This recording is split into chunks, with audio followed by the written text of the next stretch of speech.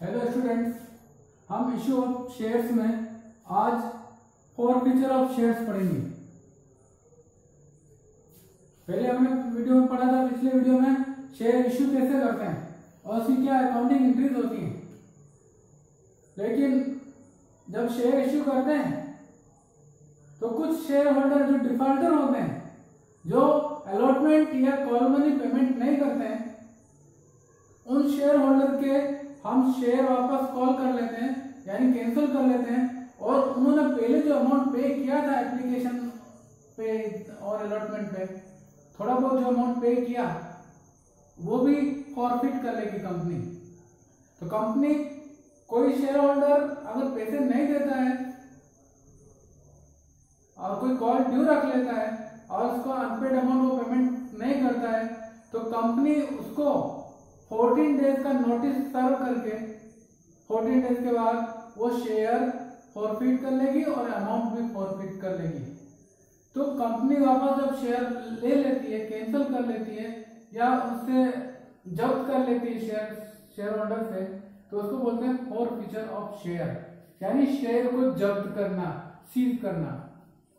तो forfeiture of share को हम डिफाइन कर सकते हैं, if any shareholder fails to pay allotment or call money on his shares and amount, then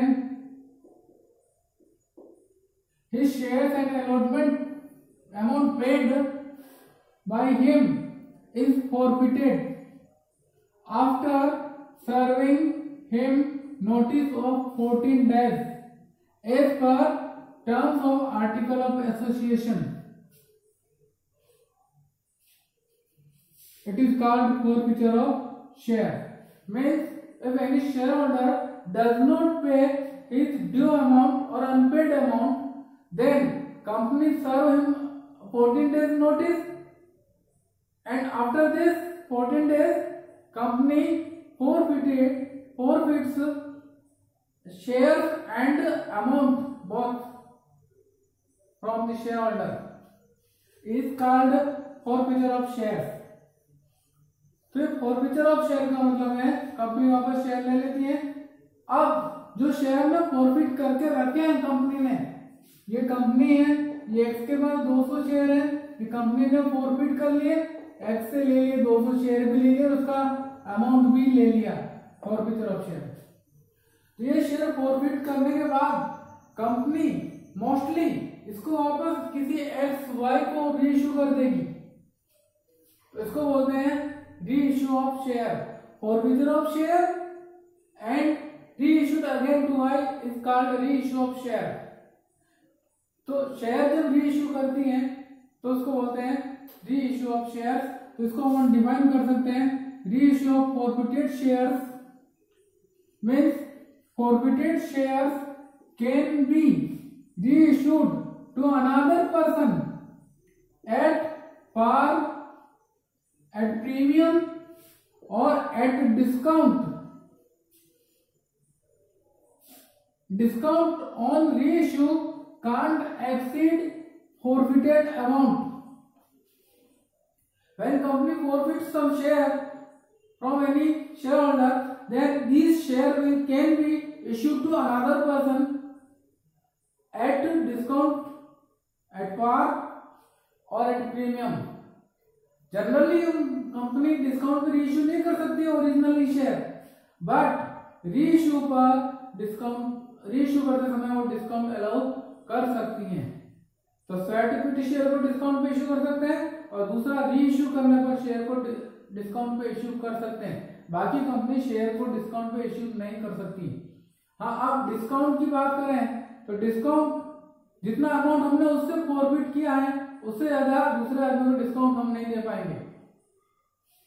तो अब इसकी अकाउंटिंग एंट्री क्या होगी वो हम समझते हैं इलस्ट्रेशन के through. For example, AB Limited issued 10,000 equity share of 10 each, 10 रुपए का शेयर है और नंबर ऑफ शेयर्स आर 10,000।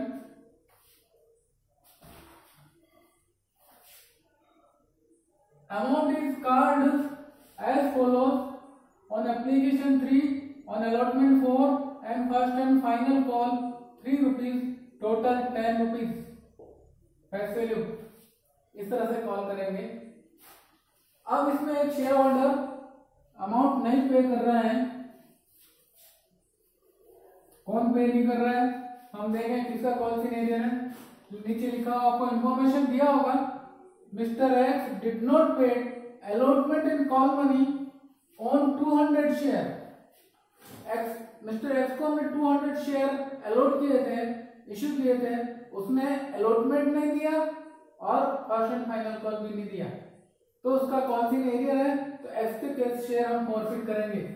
तो यह फेस वैल्यू है और ये एक्स के 200 शेयर, एक्स पेड एप्लीकेशन पे कर दी इसने, ये पे नहीं करा है 200 शेयर पर। 200 share 4 into 200 800 is arrear. He also is not paid 200 on first and final call, so 600 is arrears. So 800 on allotment arrear and 600 arrears on first and final call. The entry will be as follows. तो पहले forfeiture की entry कैसे करेंगे? पहले normal entry करेंगे, फिर forfeiture की entry करेंगे, देन रीइश्यू की एंट्री करेंगे हम। तो पहले normal entry 10,000 share multiply by 3, 30,000 to be received on application. The entry will be bank account debited 30,000 to equity share application account 30,000। Next it will be transferred to capital account, then entry will be equity share application account debited to equity share capital account. These are normal entries. Now we will make allotment, and allotment money will be due.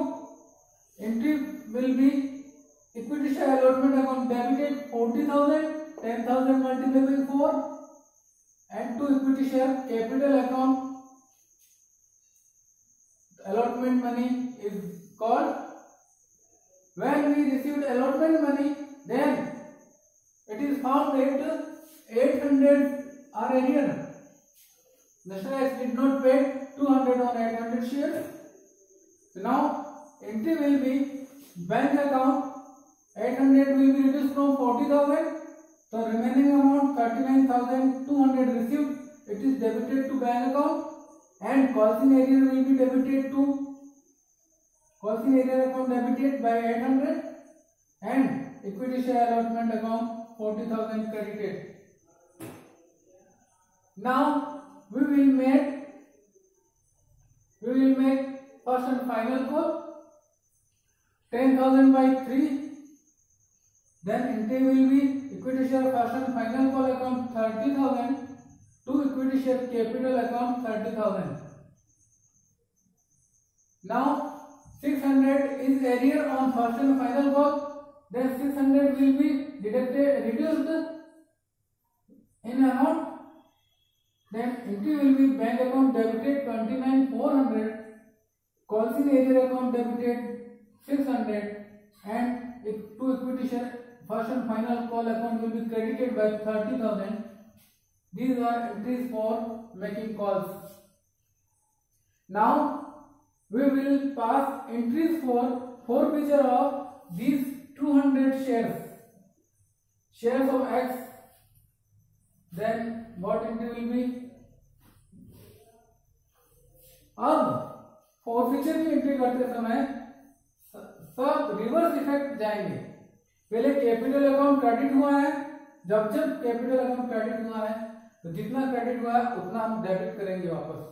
तो capital account credited in normal entries while making calls, but in equity share it will be reversed. Equity share capital account debited. Calls in arrear account हमने पहले debit किया,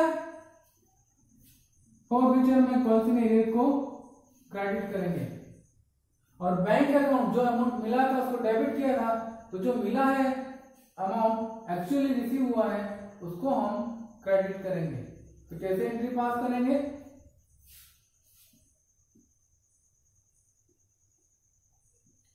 200 shares,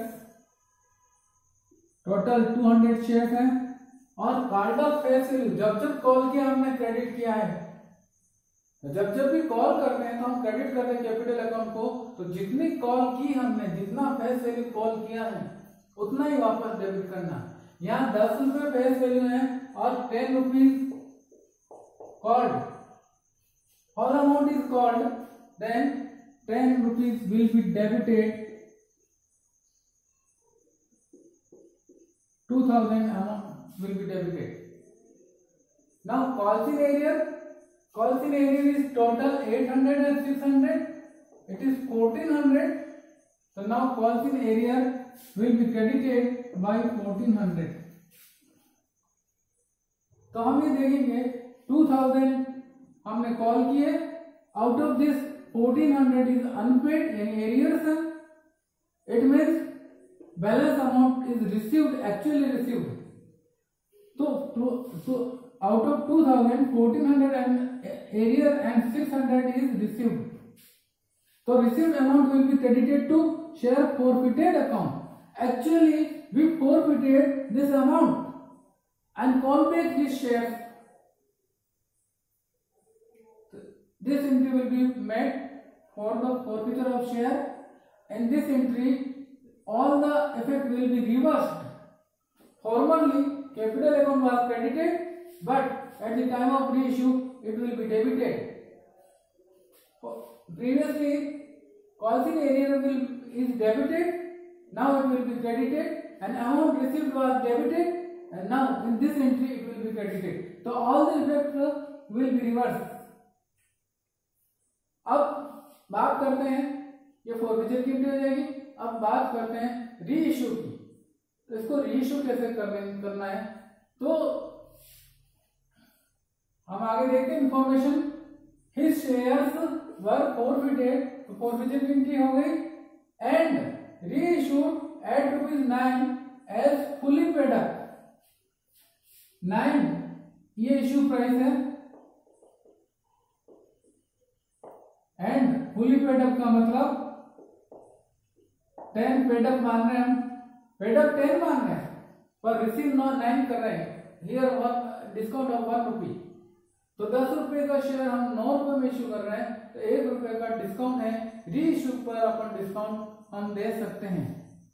तो क्या entry होगी, number of share forfeit reissued multiplied by issue price at 9, amount will be 1800, 200 by multiplied by 10 in capital, the face value will be credited. तो face value always debited or credited in capital, capital में हमेशा face value ही जाती है, कम ज्यादा amount नहीं जाएगा। तो 10, तो it is 2000. Now share reissued for 2000, but received rupees 1800. Here 200 is discount. 200 multiply 1 by 1. 200 is discount. So now it will be debited to discount account. Not.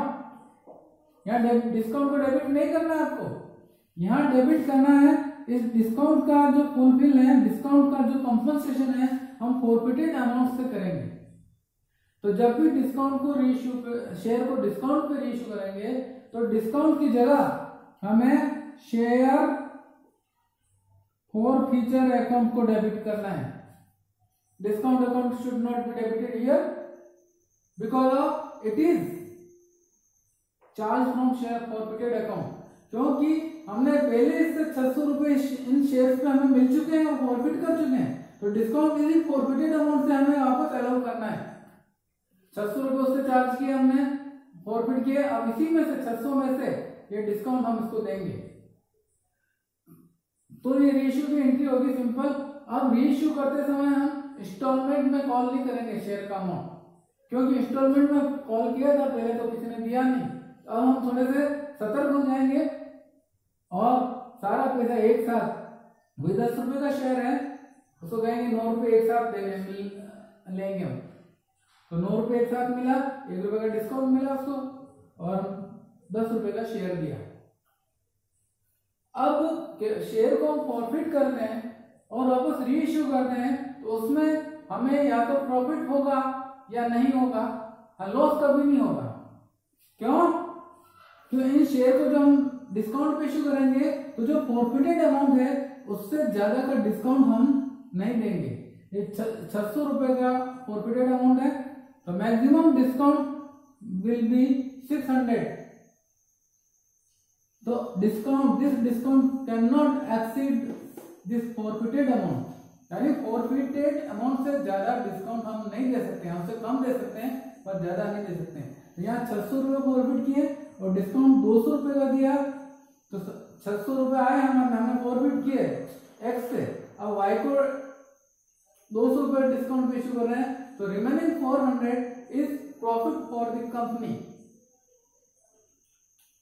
तो प्रॉफिट ये 400 रुपये प्रॉफिट है जो हम कंपनी में रिकॉर्ड करेंगे।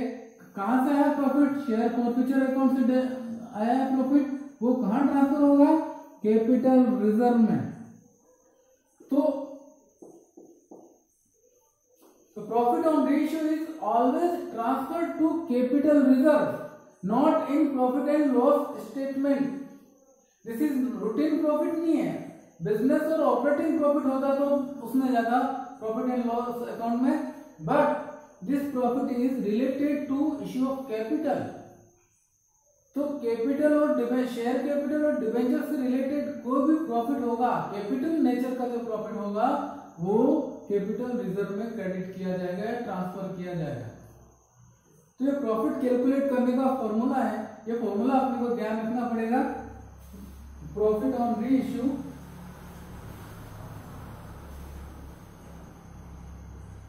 इसमें इस एंट्री की हेल्प लेंगे हम। तो सबसे पहले total forfeited amount, total forfeited amount is 600 upon total forfeited shares. Total forfeited shares are 200 multiplied by reissued shares, number of reissued shares are also 200 minus discount on reissue is 200. So now profit is 400 or this will be transferred to capital reserve. Entry will be share forfeiture account debited to capital reserve account. तो इस तरह से हम normal entry के अलावा हम 3 entry और करेंगे, forfeiture of share, reissue of share and profit on reissue of share. ये 3 एंट्री और एडिशनल हो जाएगी। नॉर्मल एंट्री 3 इंस्टॉलमेंट में तो 6 एंट्री और 3 9 एंट्री हो जाएगी, और 4 इंस्टॉलमेंट में तो 8 एंट्री और 3 एंट्री हो जाएगी। तो इस तरह से करना है। तो हम अब इसको थोड़ा सा लिखें अपन एज ए नोट्स कि यहाँ अमाउंट कैसे कैलकुलेट करना, उसके थोड़ा फॉर्मूले यहाँ लिख देते हैं कि यहाँ अमाउंट कौन कौन सा आएगा।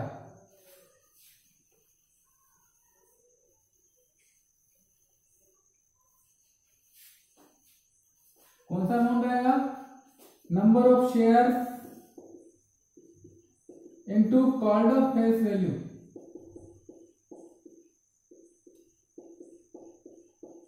कैपिटल में always called up face value आएगी। इसमें एरियर्स आ जाएगा, कॉल्स इन एरियर्स अमाउंट, और इसमें से ये घटाने के बाद रिसीव्ड अमाउंट आ जाएगा, एक्चुअली रिसीव्ड अमाउंट, ये एंट्री हो जाएगी। Now reissue, number of shares into issue price, discount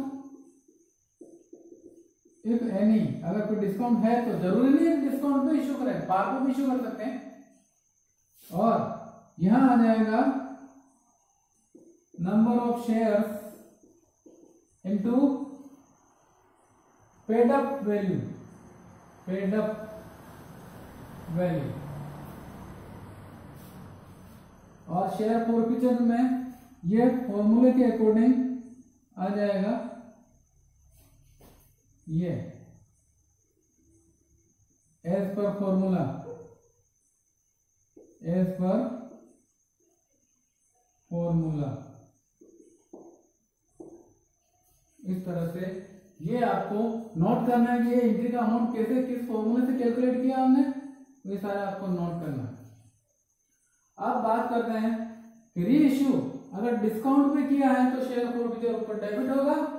कभी कभी हम री इश्यू प्रीमियम पे भी कर सकते हैं, 10 रुपए का शेयर 11 रुपए में भी कर सकते हैं, तब यहाँ नीचे सिक्योरिटी प्रीमियम आ जाएगा क्रेडिट में, security premium. If shares are issued at security premium, then it will be credited to security premium account. Security premium, if any, अगर हो तो लिखना है, तो या तो डिस्काउंट होगा या सिक्योरिटी प्रीमियम होगा, दोनों में से एक ही चीज होगी। अब एक और आपको बात ध्यान रखना है,